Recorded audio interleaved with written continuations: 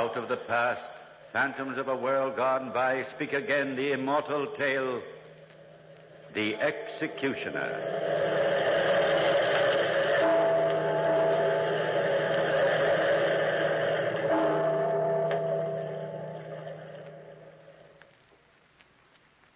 The monastery gardens are in fine condition, Brother Leo. You have done well with them. Thank you, Reverend Father Abbot. There's the Marquis de la Gagnette driving up. He's very devout. Comes here every day to our chapel. You needn't wait. I'll walk home. Ah, Marquis, old friend. Another lovely day, is it not? And then another night, Abbot. Another night of haunting dreams. Pax vobiscum, my son. Peace. How can I find peace? Ah, poor tormented soul. He built this monastery, didn't he? Yes, in memory of the Ganeth family. And he comes here every day to pray for their souls. No, Brother Leo. To pray for his own soul. But why, Father? He's loved by all the people of this town for his good works. Yes, my son. And he's honored in all Spain. I wonder about him so often. His face is always sad. His eyes are tragic. His has been a sad, an incredibly sad life, my son. In the years since I came here, I've never seen him smile. No. No, he's never smiled since. Sit here, Father, under the trees and tell me about him. Why do the townsfolk call so rich and so great a man El Verdugo, an executioner? I heard them do so many times, but they say it is a title of honor. Why? I think it's right that you should know his story. You will be serving the family at the castle in future years, and you should have an understanding of the tragedy that befell them. Was it long ago, sir? Yes, some 30 years ago, when I was a young priest like yourself. How to begin? Well, the Marquis Juan de Leganez, father of the man you know, was a grandee of Spain.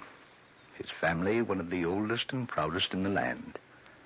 The old man was a fanatic, a patriot devoted to his people, the citizens of this town of Menda.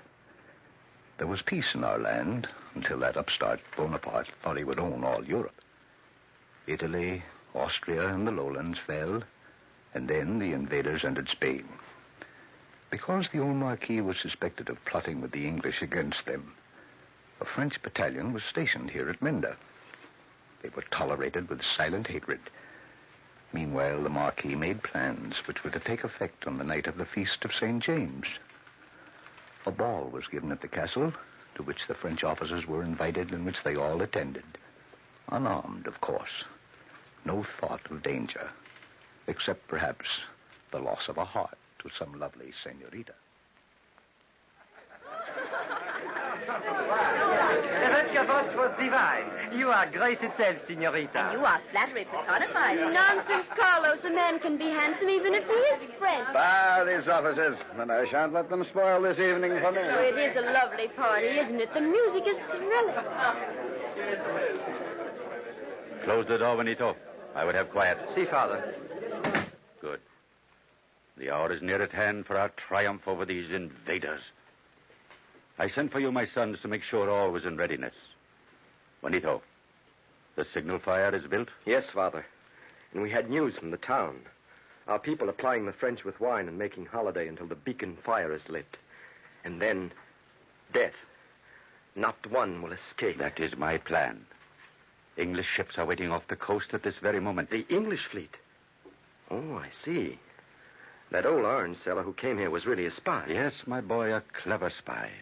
From the ministry in London. Then we shall soon be rid of this puppet king the Corsican Bonaparte has set up. Why have you left our guests, Marquesa? Oh, Juan, you and our sons should join them or they may suspect. It's nearly supper time, and you have said that when the ladies were all in the salon and the men gathered in the banquet hall, you'd... Oh, I'm so afraid, Juan. Afraid for you, Felipe, darling, and for you, Juanito, my eldest born. Nonsense, Mamma Mia. There is no danger for us. Nevertheless, I fear something may go wrong. I tremble at the thought of what this night may bring. This night will bring freedom from the invaders, restoration for our king. And you tremble? Are you not a true daughter of Spain? Yes, my husband. Then we will speak no more of fear. Juanito, Are you sure that every French officer is here tonight? Yes, Father. Dancing with carefree gaiety. Foolish flies that will die in this old spider's web. The men servants know what they must do. Each one is armed, and each will deal with the Frenchman. They do not leave their sides. They must be silent and swift. I hold you, Anito, responsible for the death of the commandant, Victor Marchand. Oh, poor lad. He has such charming manners. I've just seen him walk out on the terrace with our Clara. What insolence. Ever since he came to the town, my sister Clara has cast wistful eyes at him. She seems to admire his undoubted good looks. Small wonder if he's madly in love with her. Clara is so beautiful. What a pair they make dancing together. Enough such talk revolts me. My daughter and this riff-raff officer of our enemy. Juanito, fetch her to me at once. Yes, Father. Come, Marquesa. We will join our guests. Yes, Juan.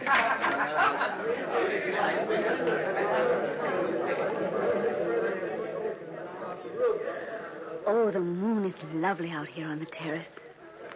See how it shines on the sea way down there at the foot of the crags? Yes, and look way out there. Those white things, they look like sails. Oh, nonsense. They're seagulls.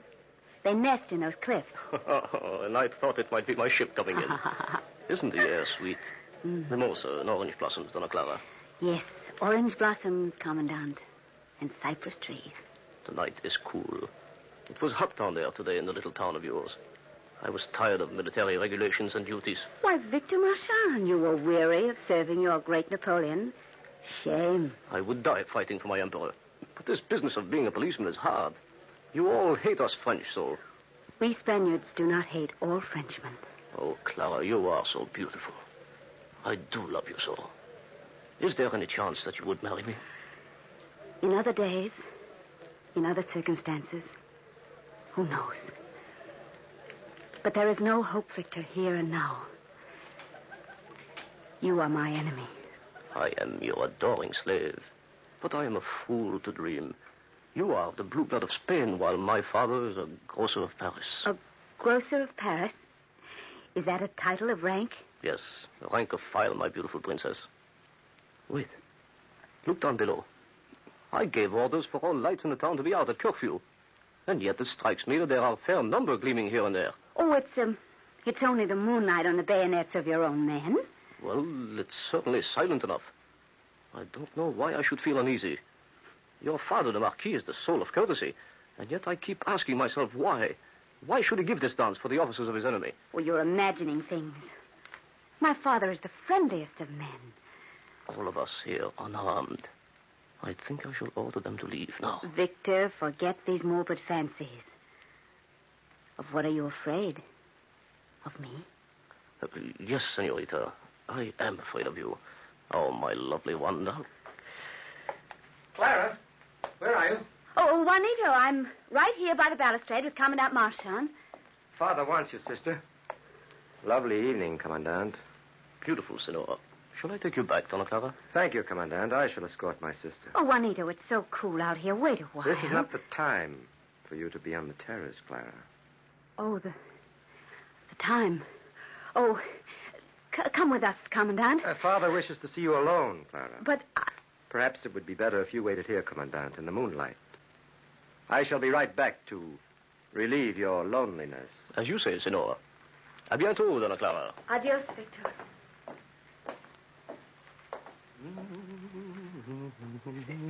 Is that you, Commandant Victor? Yes, what is it? I'm lucky to find you, sir. Those beggars down there are creeping about like worms. I knew I saw those lights. So by your leave, I came up the cliff path to find you. Come, climb up here over the balustrade. Wait. So. Now, go on, man. Well, sir, you know that they have treated us like scum.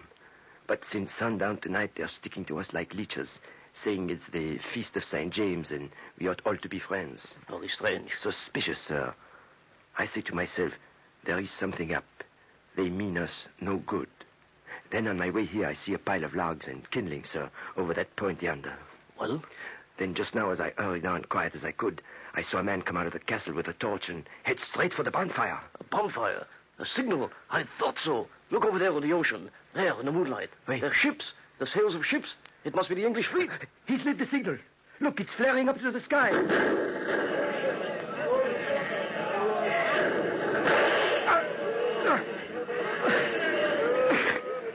Commandant, I'm shot. I'm done for. That shot was meant for you. Save yourself, sir. Long live the Emperor. My officers, where are they? Francois, Bouchard! Victor, fly. My brothers are coming to kill you. But my fellow officers, I must help them. Let me by. You can do them no good now. Killed, all killed? Yes, Victor, every Frenchman. So save yourself. Take the left path at the foot of the cliff, and my brother's pony. But go, Victor, hurry! Hurry! Myra, what are you doing here? Oh, Where's the commandant? I tried to stop him when I held him as long as I could, but he pushed past me and left the wall. I'll get him. No, he went that way to the right. Did you see the French dog? Father! Bonito, Felipe, follow him. Not one of them must live. We'll get him. Let just one of them live, dear Lord. Oh, Victor. My Victor.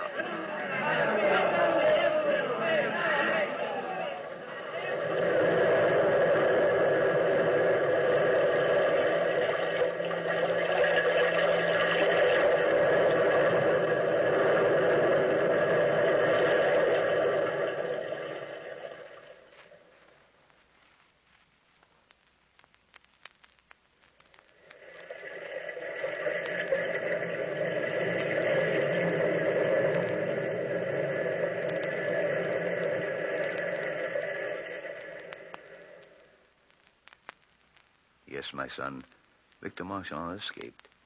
And as I found out afterwards, rode straight to the headquarters of the French general and told him the fate of his battalion.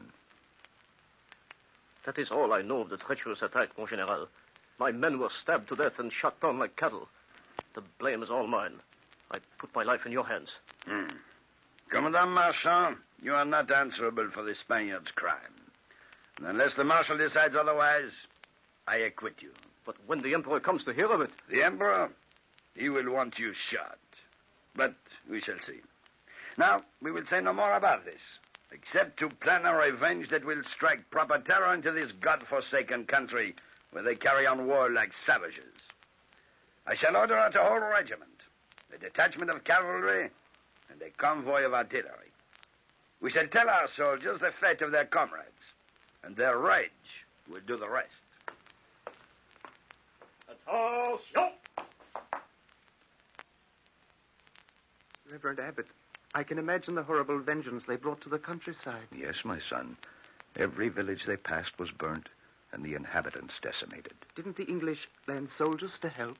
No, Brother Leo. It seems they were only artillery transports that appeared that night, and so the townsmen of Menda were left without assistance, and soon found themselves surrounded by French troops. Silence! Silence! Citizens, dogs of Menda, for your savage crime against innocent men, your town will be given over to the flame, your population to the sword. One moment, General. Huh? And who are you, sir? I am the Marquis of Legagnac, hereditary lord of this province. I alone take the blame for the slaying of the French garrison. Nay, Marquis, I was with you. And I... I speak for these noble friends of mine, do I not? Yes. Then, General, we of the castle offer to give ourselves if we can thus spare our town from pillage and fire. Every soul in the castle, from myself to my lowest servant, in exchange for the lives of my townsfolk. No, that sounds reasonable. There will be a heavy tribute levied, however. We will hold your wealthiest citizens hostage to guarantee payment. Commandant Marchand. Oui, mon général. Take every precaution for the safety of the troops. Bivouac them. No more billeting with these swine. I shall now take residence in the castle. Have the Legagnac family and all their household bound and placed so they can see me enter as their conqueror. And you, Reverend Father, during this time, where were you? Held prisoner as hostage. I thought at any moment that, though innocent, I should be shot. I soon heard that the general had ordered gibbets erected at the castle and had sent for the public hangman. I learned later of the Marquis's last appeal to the general, who had established headquarters at the castle. What is it now? Come in. It is I, Victor Marchand. Oh, you. Oui, mon général. The Marquis has a request to make of you, and I could not refuse to bring him to you. Let him enter. So, you have a request, Marquis. Yes, General. I have seen the gallows erected. Will you not spare us the shame of this punishment? I entreat you to have us beheaded. Granted. Further, I beg for the consolation of religion, and that we, especially my wife, may be unbound. I give my word we shall not escape. All that I permit. But, Marchand, you are responsible for them. Entendu, mon général. And lastly, I offer you all I possess, if you will spare my youngest son, Manuel. He is only 8 years old. He knew nothing of this. Really? Wait. I understand what you mean by this last request. To hand down your name to posterity. Very good. You shall do so. I will give your fortune and his life to any one of your sons who will play executioner to you and the rest of your brood. Merciful heaven. Such a thing cannot be. Yes. Let him hand down your name to posterity, but wherever it is mentioned, all Spain shall remember his parricide and despise him for it. General, in the name of my 3 sons, I absolutely refuse this infamous offer. No, not so fast, Marquis. You have intrigued me by your request. I am reconsidering my former kindness toward Menda. It rather pleases me to be the instrument, shall we say, whereby an old Spanish family is carried on. We French love titles. Our emperor has taught us their value. So, here is my final word, and you really should like it. Safety and well-being for Menda and its citizens, provided you agree to die. I have so agreed. Wait. Provided you agree to die by the hand of one of your own sons, who shall, by acting as executioner to his family, gain your title and estates. Not one of them will consent. No.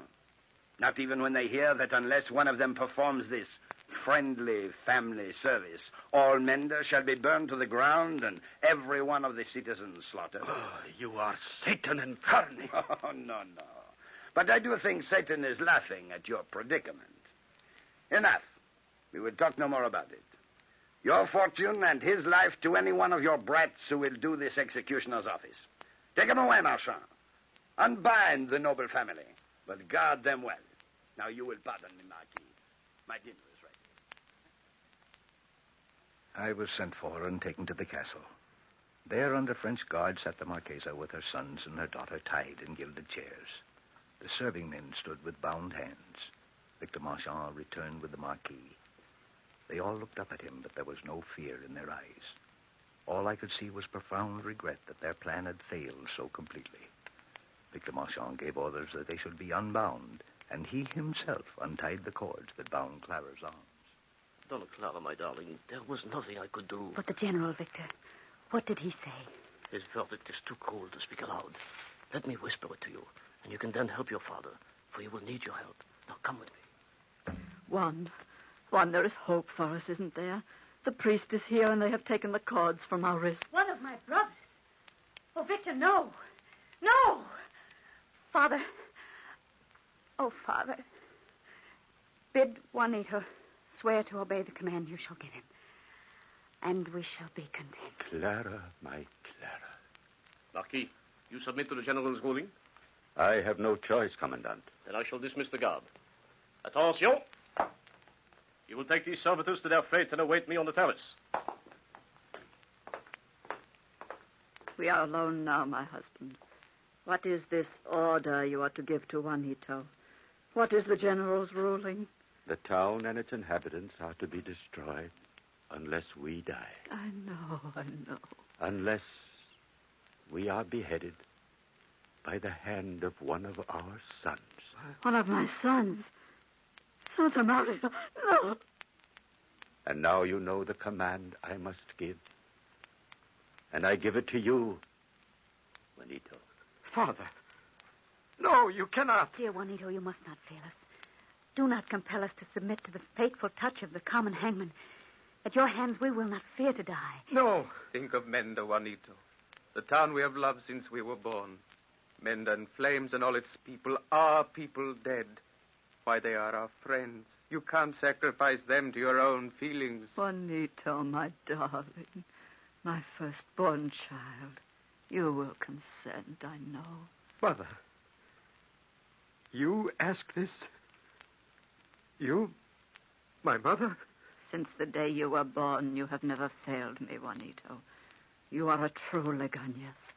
I refuse to be condemned to live. Lito, I command you. No, I can't do it. See that you lack the fortitude of a Spaniard. No, I can't. And true responsibility to your people, my son. No, I can't Do you mean to keep us on our knees? What right have you to think of your own life and your own sufferings? Is this my son, madame? He has consented. Am I right, Juanito? Oh, Madre mia. During the next tragic hour, I did what I could to give them spiritual consolation and prepare their souls for life eternal. The general had ordered that the principal citizens of Menda be brought to the terrace where stood the block, the blade of its scimitar glittering in the sun. Then suddenly in the anteroom where the Marquis and his family were preparing for the ordeal, the general appeared. Well, I have dined and wined, so let us get this business over with. Bring the executioner Legañez to the block. Instruct him in his family duties. The crowd on the terrace is waiting impatient. Our time has come, Juanito. Be merciful to my lack of courage. Take me first. Clara, my beloved, the general grants you your life if you will consent to marry me. Oh, Victor. There is no love without honor. And my duty is to my family. Our love was or might have been. Adios, Victor. And now, Juanito, dear brother, Pax Vobiscum, I am ready. Dear sister, let Felipe go with you. Juanito, my brother, I have always loved you and honored you, but never more than now. Farewell. God keep you both.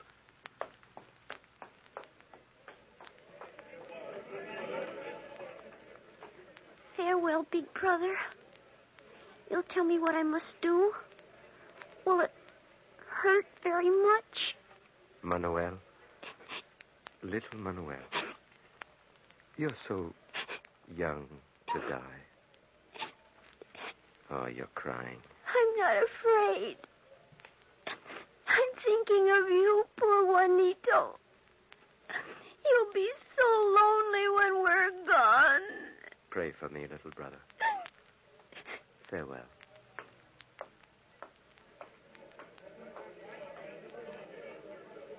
We shall meet, my dearly beloved son. Your mother is proud of you. Mother. My mother. Give me your hand, my son. You do great honor to our name. Let us walk together to our fate. Lean on Father Miguel, my son.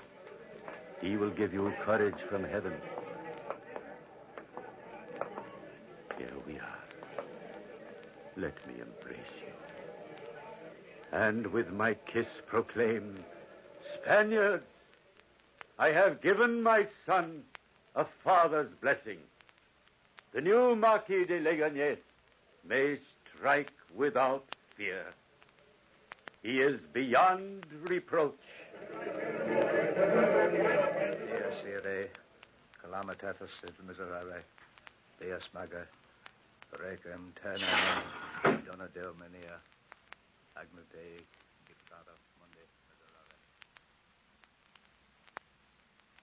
And so, my son, my daily prayers are for that heroic soul who for 30 long years has waited for the day when he may join the shades that never cease to haunt him.